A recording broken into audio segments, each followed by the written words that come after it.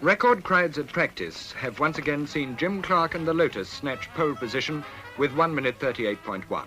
Graham Hill, BRM, with one victory at Monaco, he's a bare fifth of a second slower than Clark.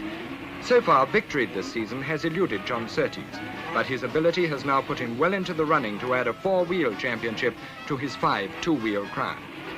Bruce McLaren, probably the most relaxed of them all, just loves his racing.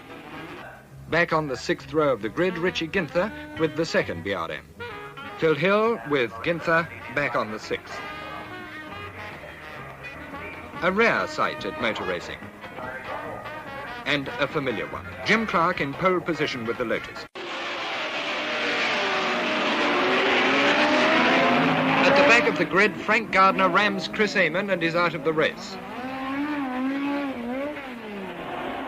It's Jim Clark leading from Gurney, Graham Hill, Surtees, Brabham and McLaren 6th.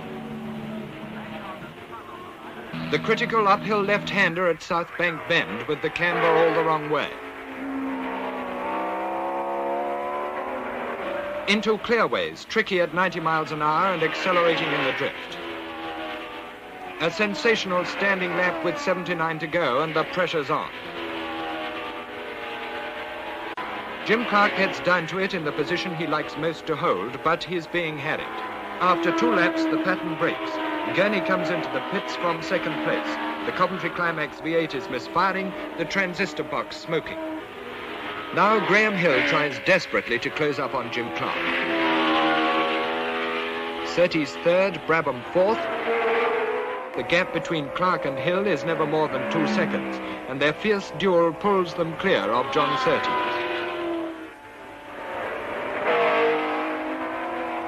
Back in the field, there are private battles. Joe Bonnier is going well, while Phil Hill and Bob Anderson embark on a race-long struggle.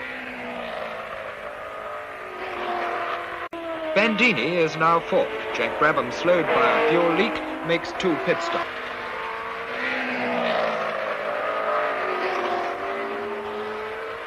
Dan Gurney now going well again, but hopelessly far back. Still, Jim Clark remains in command. First he, then Graham Hill pile on the pressure, each finding that about 8 consecutive laps on the limit is all they can manage without a breather. For them, say half a second a lap. But always the Lotus leads. Peter Revson, the young American private entrant, is in rear hub trouble with the BRM-powered Lotus.